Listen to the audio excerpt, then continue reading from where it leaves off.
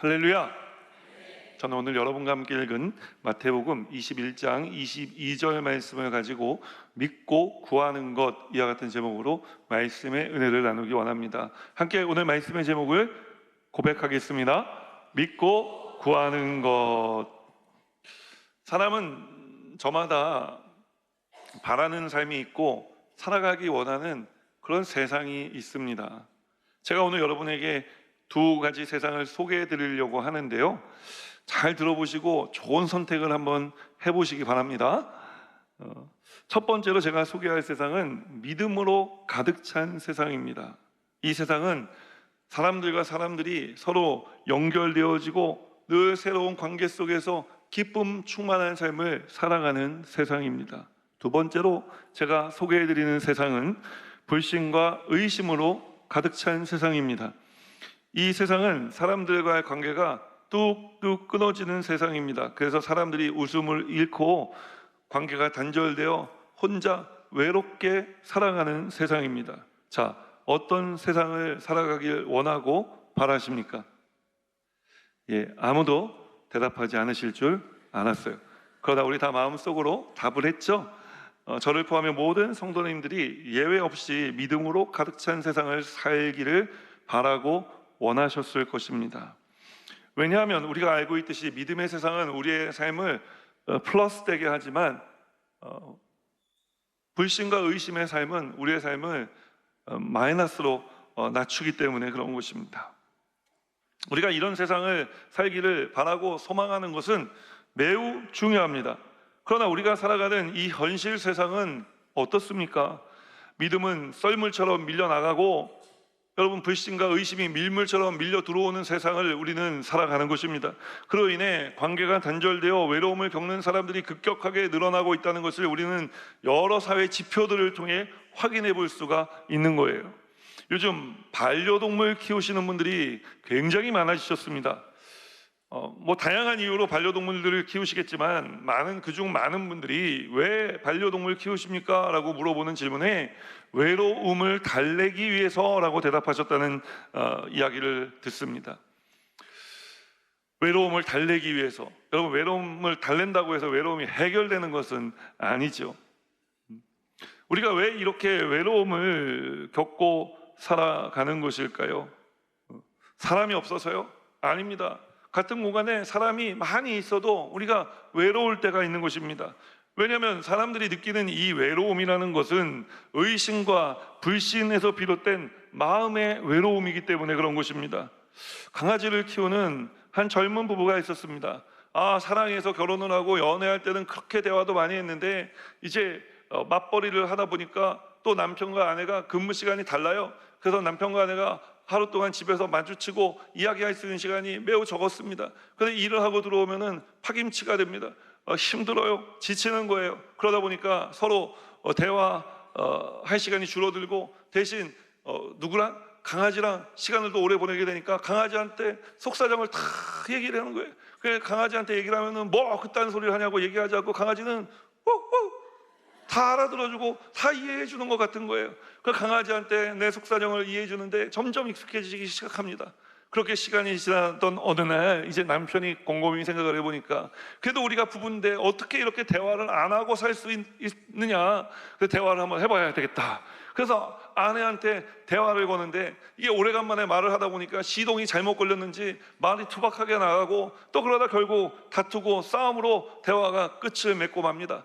그때 남편이 이제 자신에게 등을 휙 돌리고 방으로 들어가는 아내를 바라보며 강아지를 안고 이렇게 이야기합니다. 너같이 내 마음을 알아주는 사람이 존재가 하나라도 더 있으면 좋겠다. 그러니까 아내 들으라고 하는 얘기였지만 아내가 들었는지 말았는지 알 길이 없습니다. 그런데 다음날 이제 남편이 출근했다가 퇴근해서 돌아오니까 놀라운 일이 벌어지고 있는 것이 아닙니까? 아내가 자기를 문간에 서서 현관 앞에 기다리고 있는 겁니다. 어저께 내가 말한 게 효과가 있나 보다.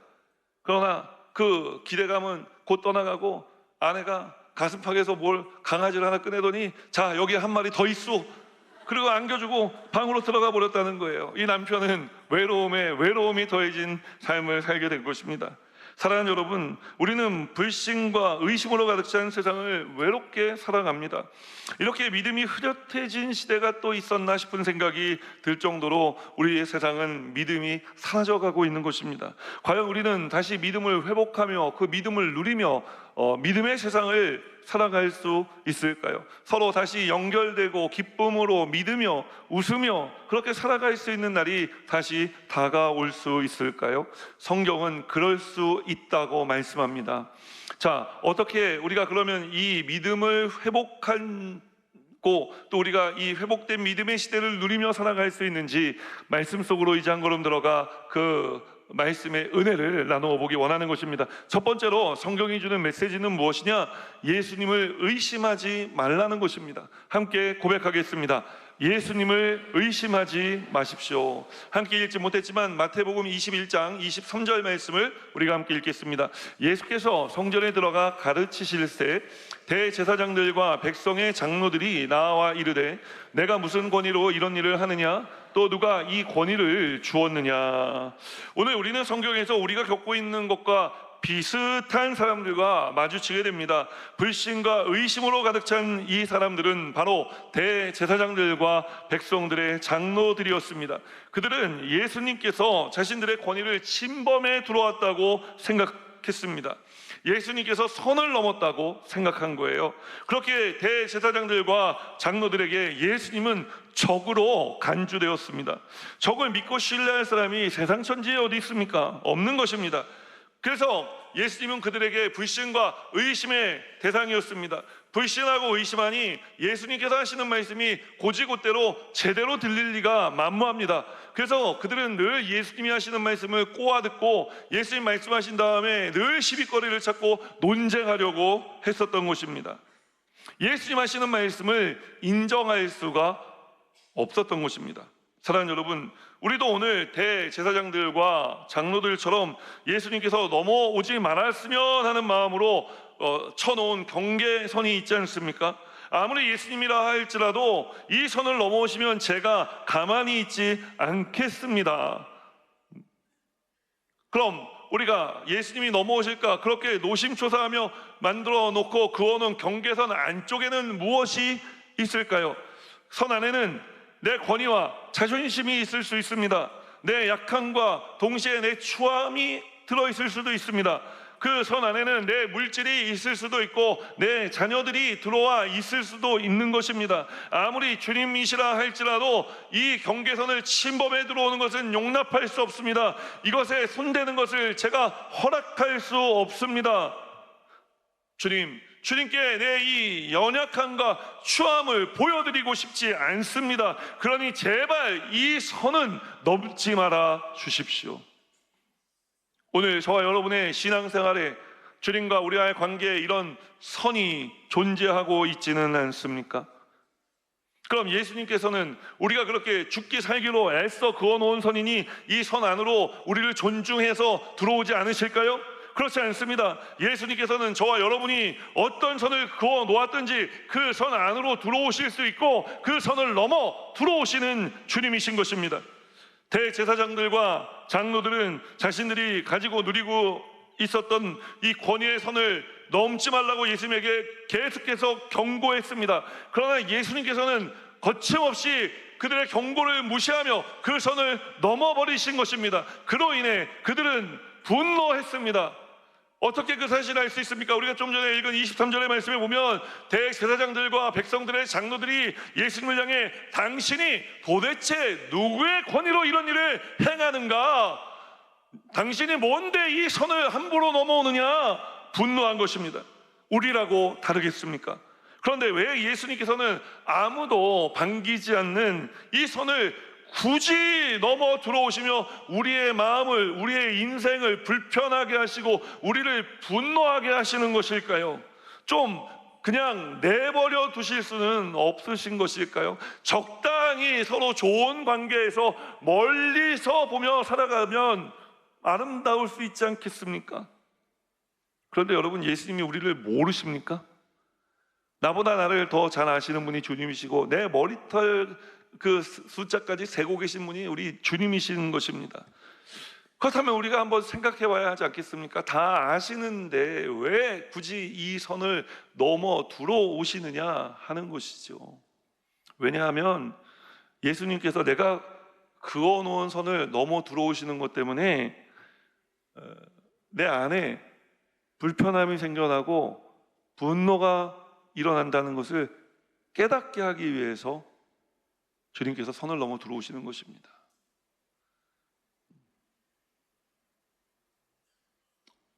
불평과, 그렇다면 이 분노가 의미하는 것은 무엇이겠습니까?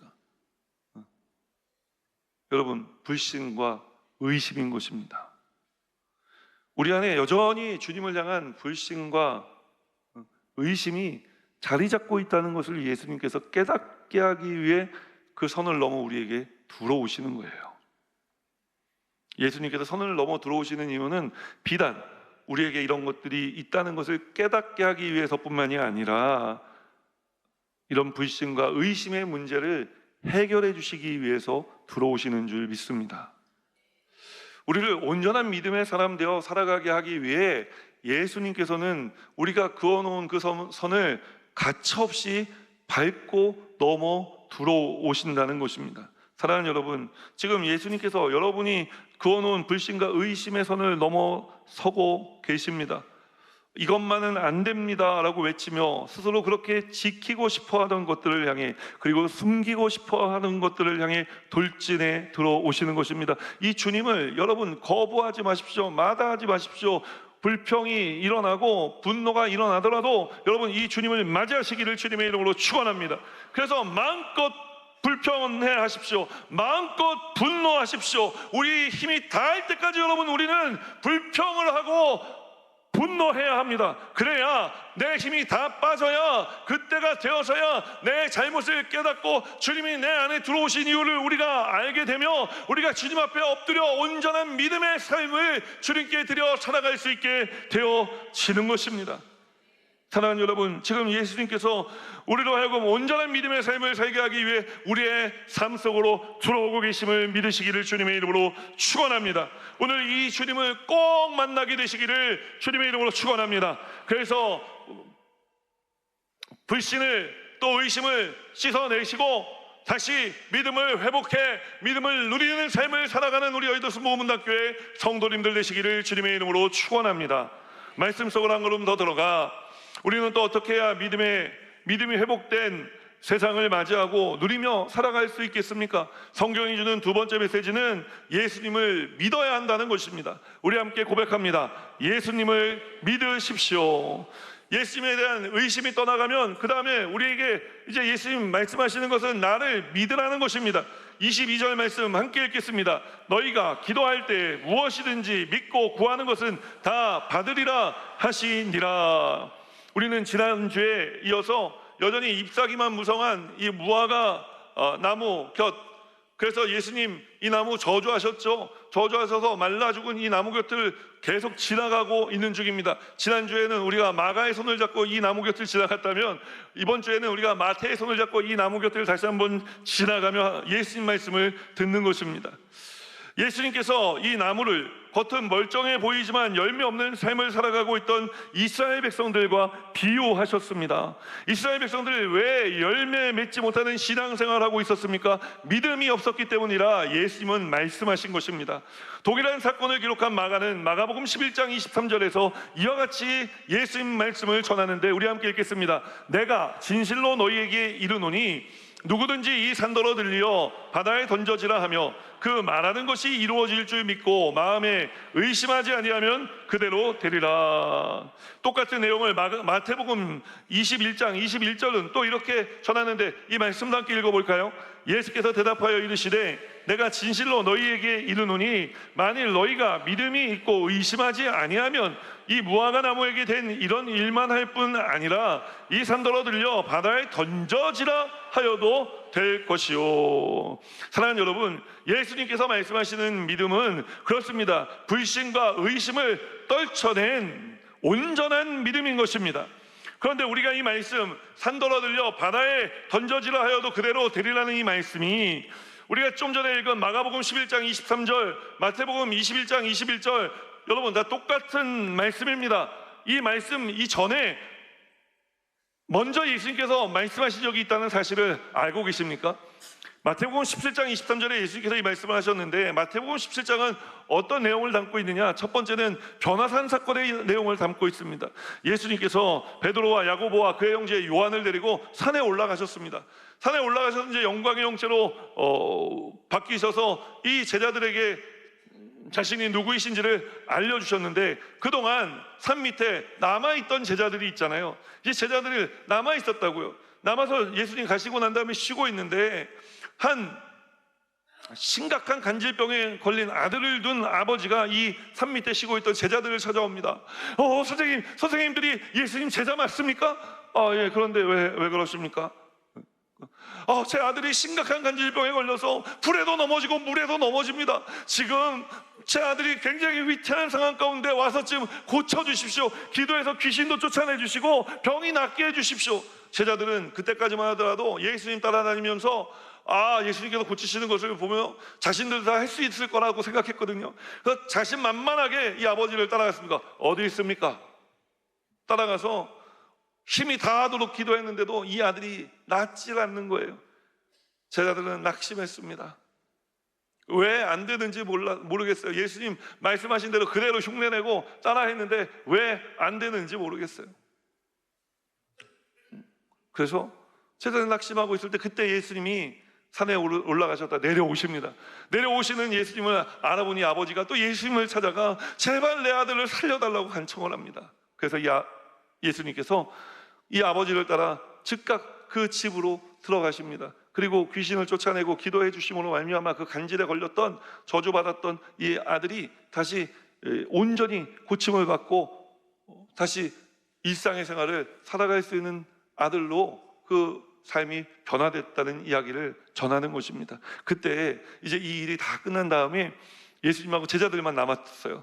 이제 해가 뉘엿뉘엿 져갑니다. 그 제자들이 창피했을 거 아니에요. 도대체 예수님은 한 번에 되는데 왜 우리는 안 됐을까? 그래서 이 제자들이 성경에 보니까요, 그들의 창피함을 뭐라고 표현하냐? 조용히라고 표현해요.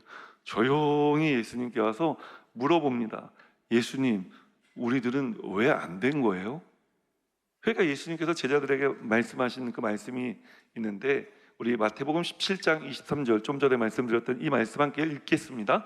이르시되 너희 믿음이 작은 까닭이니라 진실로 너희에게 이르노니 만일 너희에게 믿음이 겨자씨 한 알만큼만 있어도 이 산을 명하여 여기서 저기로 옮겨지라 하면 옮겨질 것이요 또 너희가 못할 것이 없으리라. 사랑하는 여러분, 예수님께서 말씀하시는 겨자씨만한 믿음이란 믿음이 적은 것을 말하는 것이 아닙니다. 왜냐하면 지금 예수님께서 제자들의 믿음을 적은 믿음이라 말씀하시며 그에 비교해 이건 비유가 아니라 비교죠. 비교해 겨자씨만한 믿음에 대해 말씀하고 있기 때문에 그런 것입니다. 그래서 겨자씨만한 믿음은 작은 믿음, 연약한 믿음을 이야기하는 게 아니라고요. 그럼 이 겨자씨만한 믿음은 어떤 믿음일까요? 그 조그만 씨앗에 들어있는 생명이 땅에 심겨 엄청난 그 땅이 가하는 압력을 이겨내고 싹이 나고 자라게 하는 것입니다. 여러분 좁쌀보다도 작은 겨자씨 한 알이 생명이 있으니까 그와 같은 역사를 이룬다는 거예요. 여러분, 생명 있는 믿음에 대해 예수님 말씀하신 것입니다. 오늘 우리의 삶 가운데 이 겨자씨만한 믿음이 있게 되기를 주님의 이름으로 축원합니다. 그래서 우리의 삶을 짓누르는 그 어떤 문제가 다가온다 할지라도 뚫고 일어설 수 있는 믿음의 사람들 되어야 할 줄 믿습니다. 예수님께서 잎사귀만 무성한 이 무화과 나무를 아직 무화과의 때 무화과의 열매가 맺혀지지 않았을 때 그럼에도 불구하고 이 나무를 저주하셨다고 이야기합니다. 그만한 이유가 예수님에게는 있으셨던 것입니다. 여러분, 열매가 어느 날 하나도 없다가 자고 깨어났더니 주렁주렁 열매가 맺히는 게 아니지 않습니까? 열매가 맺혀지려면 꽃이 피고 그 꽃을 나비와 벌들이 분주히 날아다니며 오고 가며 암술과 수술을 수정시켜주고 그래야 거기서 이제 열매가 맺혀지는 것 아닙니까? 그런데 예수님께서 이 열매 맺지 못하는 무화과 나무를 보셨을 때 여러분, 열매가 없는 것은 고사하고 열매가 맺혀지는 과정이 보이질 않았던 거예요. 잎사귀는 무성하고 살아있는 것 같았지만 생명력이 없었다고 이야기를 하는 것입니다. 오늘 이스라엘 백성들이 그랬다는 거예요. 오늘 이 시대를 살아가는 많은 그리스도인들의 삶이 그렇다는 것입니다. 겉은 잎사귀가 무성해 보이고 그럴듯해 보이지만 사실 그 안에 생명이 없다는 것입니다. 특별히 오늘 본문 말씀에서 예수님 말씀하시는 믿음은요, 내가 구하는 것, 내가 원하는 것, 내가 갖고 싶은 것을 구하는 것, 여러분, 이런 믿음을 이야기하는 게 아닙니다. 왜냐하면 내가 원하는 것을 구하는 것은 그 기도의 주체가 누구예요? 나 아닙니까? 기도의 주체는 누구죠? 우리 믿음의 주체는 누구십니까? 믿음의 주요 온전케 하신 인 예수 그리스도가 여러분, 우리의 믿음의 기도의 주체가 되어야 하는 것입니다. 그래서 우리가 한글 성경으로 보면 이것이 좀 헷갈릴 수가 있는데, 그래서 하나님께서 외국어를 우리에게 허락해 주셨잖아요. 그냥 가깝게 우리가 배울 수 있는 외국어가 영어인데, 영어 성경에 보니까 이렇게 시작합니다. If you believe, 만약에 당신이 믿는다면 당신은 기도 가운데 무엇이든지 받게 될 것입니다. 만약 당신이 믿는다면 무엇을 믿습니까? 예수 그리스도를 믿는다면 그 믿음 안에서 구하는 모든 것을 주님께서 당신에게 주실 것입니다. 여러분, 기도는요, 내 의지를 하나님께 관철시키는 게 아니라 기도는 하나님의 뜻이 나에게 관철되어지는 것입니다. 이 기도를 우리가 어떻게 드릴 수 있습니까? 주님이 내 믿음의 주님이시라는 것을 인정하고 환영하고 모셔드리고 의지해야 하는 것입니다. 오늘 이렇게 우리가 인정하고 환영하고 모셔드리고 의지할 수 있는 한 분을 하나님께서 우리에게 보내주셨습니다. 바로 성령님을 보내주신 것입니다. 성령님이 오늘 우리의 믿음 가운데 함께하고 계십니다. 그래서 우리 제자들처럼 작은 믿음의 상태가 됐을 때, 생명을 잃어버린 믿음이 됐을 때 성령님이 우리를 위하여 친히 아버지께 간구하여 주심으로 말미암아 우리가 다시 힘을 내고 다시 믿음을 회복하고 생명력 있는 삶을 살아가 이 땅을 주의 것 되게 하고 변화시키는 삶을 살아갈 수 있게 도와주시는 것입니다. 여러분, 오늘 이 성령님이 우리와 함께하고 계심을 믿으시기를 주님의 이름으로 축원합니다. 또한 예수님을 믿으시기를 주님의 이름으로 축원합니다. 그냥 믿지 마시고 생명 있게 믿게 되시기를 주님의 이름으로 축원합니다. 마지막 세 번째로 말씀 속으로 한 걸음 더 들어가 우리는 또 어떻게 해야 믿음이 회복된 세상을 맞이하고 누리는 삶을 살아갈 수 있겠습니까? 자, 이제 좀 전에 말씀드렸던 것처럼 성경이 주는 세 번째 메시지는 무엇이냐? 예수님께 구하라는 것입니다. 함께 고백하겠습니다. 예수님께 구하십시오. 22절 말씀 함께 읽겠습니다. 너희가 기도할 때 무엇이든지 믿고 구하는 것은 다 받으리라 하시니라. 예수님을 부인하지 않고 예수님을 믿으면요, 이제 우리가 예수 믿는 믿음 안에서 살게 되는 것입니다. 믿음이 흔들리지 않는 삶을 살아가게 되는 거예요. 이 삶을 살아가게 하기 위해서 예수님께서 우리에게 말씀하시는 것이 있는데, 그것이 무엇이냐? In prayer, 기도 가운데, 기도로 너희 구할 것을 하나님께 아뢰라는 것입니다. 왜 이렇게 기도하라고 말씀하시는 것일까요? 우리가 이렇게 예수님을 단단하게 흔들림 없이 믿기 시작하면 마귀가 이 믿음을 흔들기 위해 온갖 수단과 방법을 다 쓰기 때문에 그런 것입니다. 여러분, 저도 그렇습니다. 저도 최근에 한 2달 가까이 된 것 같은데요, 토요일 날 밤에 잠을 잘 이루지 못합니다. 제가 그냥 머리만 가면 자는 사람이거든요. 저는 1분 안에 잠듭니다. 근데 토요일 밤만 되면 잠이 안 옵니다. 어제도 이제 새벽 1시까지 자려고 몸부림을 치다가 간신히 잤는데 1시간에 한 번씩 깨는 거예요. 그리고 또 저는 원래 꿈을 잘 안 꿉니다. 1년에 꿈을 한 번, 두 번 꿀까 말까 하는데 무슨 꿈을 꾸는지도 모르겠는데 머릿속에서 뭔가가 요란하게 계속 뭔가가 지나갑니다. 그래서 제가 이게 어떻게 된 일이냐, 이게 왜 언제부터 그랬을까 생각을 해보니까 제가 답을 하나 찾았는데, 그게 언제부터였냐면 우리가 설교 이제 우리 마치고 제가 이제 말씀 전하는 시간 마치고 우리 찬양하고 다 같이 일어나서 기도하잖아요. 일어나서 기도할 때부터 그랬던 것 같아요. 그러니까 마귀가 우리가 기도하는 거 싫어한다니까요. 제가 좀 피곤하고 힘들면은 기도 안 할 수도 있잖아요. 그러니까 마귀가 저를 먼저 공격하는 거예요. 그러나 여러분, 저는 이것이 마귀의 공격이라는 것을 깨달았기 때문에 끝까지 포기하지 않을 겁니다. 끝까지 우리는 일어나서 이 시대, 기도가 사라지는 이 시대, 뭐 세련된 교회, 뭐 문화적인 예배, 뭐 찬양하고 기타 치고 뭐 찬양하고 뭐 설교하고 뭐 좋은 말씀 듣고 그냥 I say goodbye, we'll see you next Sunday. 미국 교회들이 다 이래요. 제가 미국 교회 가서 예배 드리다가 너무너무 깜짝깜짝 놀라는 게 기도를 안 합니다. 그리고 당신이 기도가 필요하면은 예배 마친 다음에 저기 이제 기도할 수 있는 공간들이 있으니까 거기 가서 따로 기도하고 네가 알아서 기도하고 돌아가라, 이렇게 이야기하는 겁니다. 여러분, 우리가 알아서 기도할 수 있는 사람 그리 많지 않습니다. 우리가 모이면은 모이기에 힘쓰고 모이면 기도하라고 우리는 배운 것입니다. 그래서 저는 어려서부터 이 수복음교회에서 그런 것들을 배워왔기 때문에 우리가 예배 시간에 기도가 너무 적어지는 것 같아, 기도 시간이 작아지는 것 같아, 이제 설교 마치고 우리 다 같이 앉아서 기도하는 것보다는 일어나서 기도하는 게 또 소리가 다르더라고 해보니까. 그래서 일어나서 기도하는 거예요. 여러분, in prayer, 무엇이든지 믿고 기도할 때 하나님의 위대한 역사가 나타나는데, 무슨 얘기냐? 하나님의 위대한 역사가 나타날 때마다 마귀의 역사도 함께 나타난다는 것입니다. 그러나 마침내 끝내 누가 이깁니까? 우리 하나님이 이기시는 줄 믿습니다. 이스라엘 백성들이 출애굽을 할 때의 이야기입니다. 그들이 하나님께서 함께 하시다는 흔들림 없는 믿음이 있었기 때문에 430년 동안 종살이를 하던 거역할 수 없는 그 이집트를 거역하고 출애굽할 수 있었던 것 아닙니까? 그들이 그렇게 출애굽해서 나왔을 때 만난 것이 무엇입니까? 홍해입니다. 홍해 앞에 그들이 어쩔 줄 몰라 할 때, 더군다나 뒤에서 바로의 특별병거 600승이 먼지바람을 일으키며 쏜살같이 달려오고 있었습니다. 이제 다 죽었다고 생각했습니다. 백성들은 절망했습니다.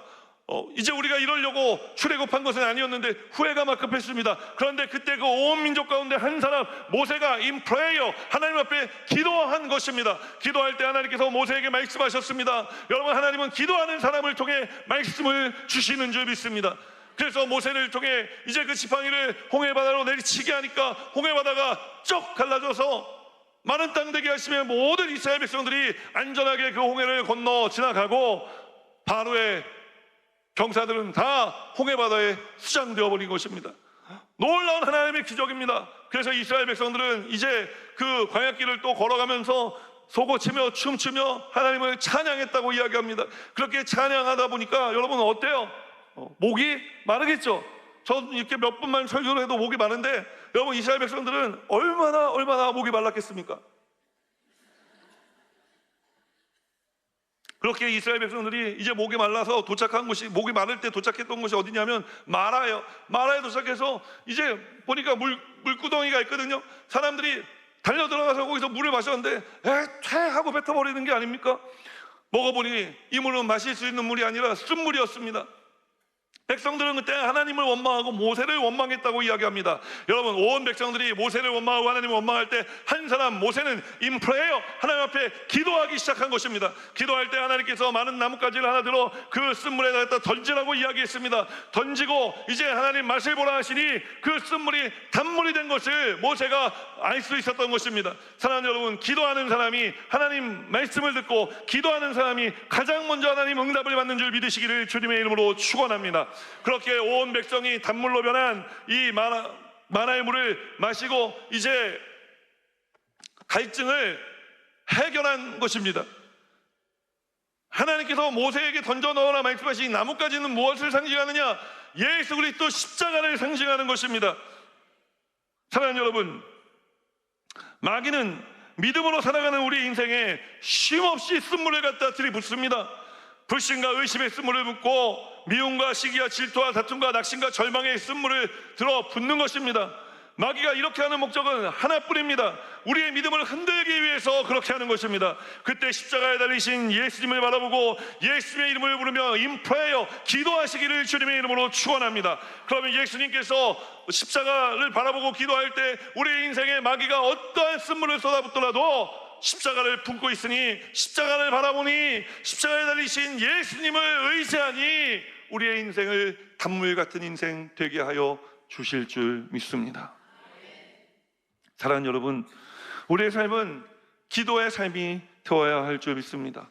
기도하는 삶을 살아갈 때 우리가 주님을 믿는 믿음으로 살아갈 수 있기 때문에 그런 것입니다. 그러니 기도할 때도 대충 하지 마시고 여러분 마음에 확신을 가지고 기도하시기를 주님의 이름으로 축원합니다. 시편 55편 22절 말씀 우리 함께 읽겠습니다. 내 짐을 야훼께 맡기라. 그가 너를 붙드시고 의인의 요동함을 영원히 허락하지 아니하시리로다. 뿐만 아닙니다. 예수님께서 요한복음 16장 23절로 24절에 이와 같이 말씀하시는데 우리가 이 말씀은 이제 고백하겠습니다. 그 날에는 너희가 아무것도 내게 묻지 아니하리라. 내가 진실로 진실로 너희에게 이르노니 너희가 무엇이든지 아버지께 구하는 것을 내 이름으로 주시리라. 지금까지는 너희가 내 이름으로 아무것도 구하지 아니하였으나 구하라. 그리하면 받으리니 너희 기쁨이 충만하리라. 여러분, 주님께서 우리를 위해 십자가에 달려 돌아가신 이유는 우리로 하여금 십자가 바라보고 십자가 달리신 예수님을 믿고 의지하며 기도할 수 있게 해주시기 위해서 그렇게 하신 것입니다. 그러므로 주님께서 말씀하신 것입니다. 여러분, 나의 이름으로 구하라. 그러면 내가 너희에게 주며 너희 마음에 기쁨을 충만하게 하리라. 우리의 삶 가운데 이 기쁨이 충만하게 되기를 주님의 이름으로 축원합니다.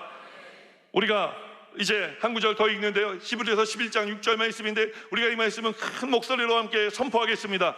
믿음이 없이는 하나님을 기쁘시게 하지 못하나니 하나님께 나아가는 자는 반드시 그가 계신 것과 또한 그가 자기를 찾는 자들에게 상 주시는 이심을 믿어야 할지니라. 사랑하는 여러분, 그렇습니다. 기독교의 신앙은 믿음으로 시작해서 믿음으로 진행되고 믿음으로 마무리되는 것입니다. 믿음이 없이는 우리는 아무것도 할 수가 없는 것입니다. 우리의 24시간이 기도하는 24시간이 되기를 주님의 이름으로 축원합니다. 여러분, 잘 때도 잠이 들 때도 기도하십시오. 그리고 깨어날 때도 기도하십시오. 샤워할 때도 기도하시고, 조밥 먹을 때도 기도하시고, 점심 먹을 때도, 저녁 먹을 때도 기도하시고, 직장에서 업무를 보시면서도 기도하시고, 회사 문을 열고 닫을 때도 여러분 기도로 열고 기도로 닫으시기를 주님의 이름으로 축원합니다. 학생들은 학업을 할 때 학업 가운데 여러분 기도하며 학업을 하시기를 예수님 이름으로 축원합니다. 그러면 주님께서 우리 삶에 이루시고자 하시는 이 선한 삶, 믿음의 삶을 살아가되 풍성히 누리며 기쁨 가운데 살아갈 수 있게 하여 주실 줄 믿습니다. 이렇게 믿고 구하는 삶을 살아가 믿음이 회복된 세상을 다시 맞이하고 그 세상을 누리게 하시는 하나님 높이며 살아가는 우리 여의도 순복음 분당교회 성도님들 되시기를 주님의 이름으로 축원합니다. 우리 이 찬양 고백하면서요, 이제 우리 기도의 자리로 나아가겠습니다.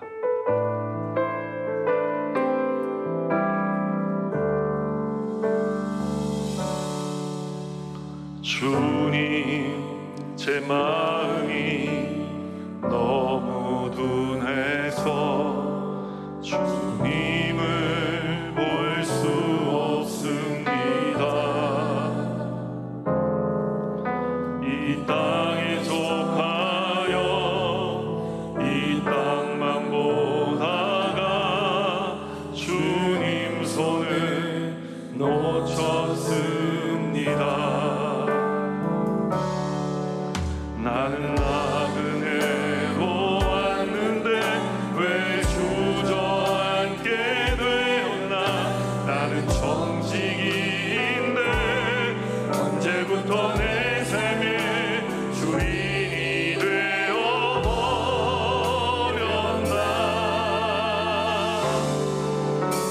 믿음이 없이는 기쁘시게 못하나. 모든 수고도 다 헛될 뿐이라. 믿음이 없어서 무너진 삶의 모든 자리에 다시 주님을 기다립니다.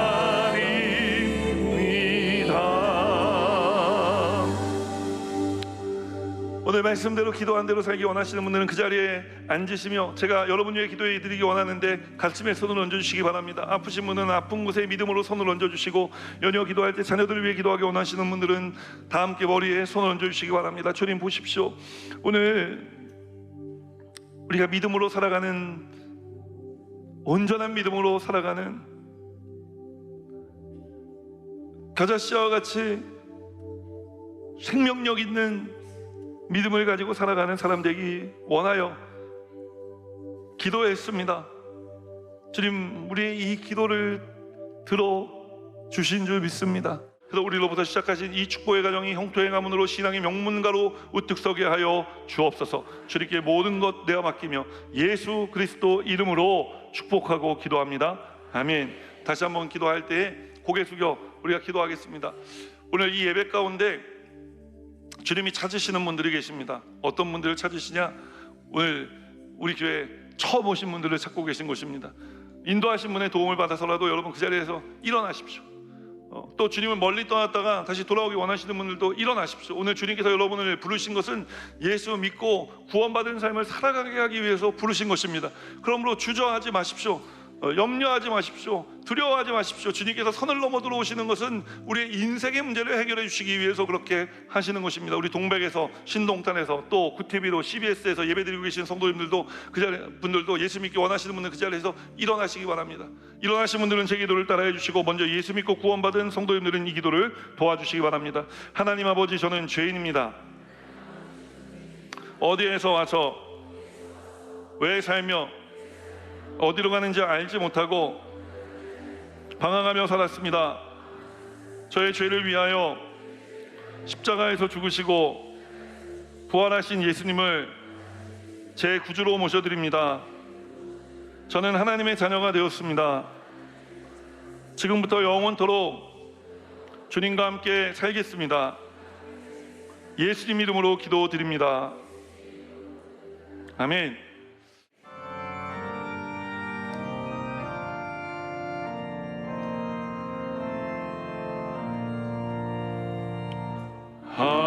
하늘에 계시나오시 이름 거룩하사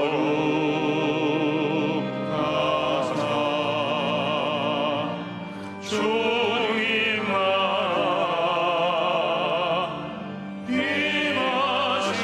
임하시고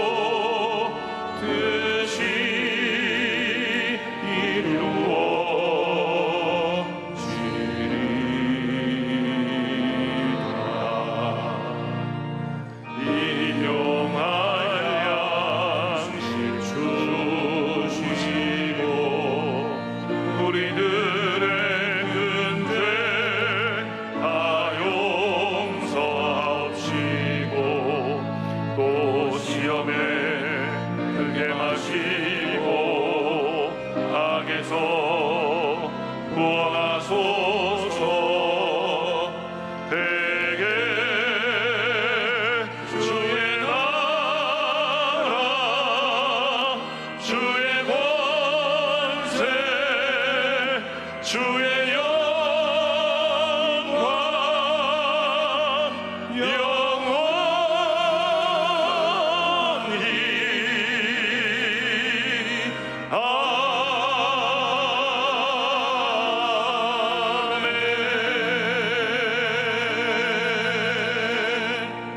이제는 우리 구주 예수 그리스도의 무한하신 은혜와 하나님 아버지의 크고 넓으신 사랑하심과 보혜사 성령님의 내주 교통하실 뿐만 아니라 삶 속의 능력으로 역사하시는 충만한 역사하심이 믿고 구하는 삶을 살아가기 위해 세상으로 나가는 거룩한 주의 백성들의 삶에마다 이제부터 영원토록 함께 하시기를 축원하옵나이다. 아멘.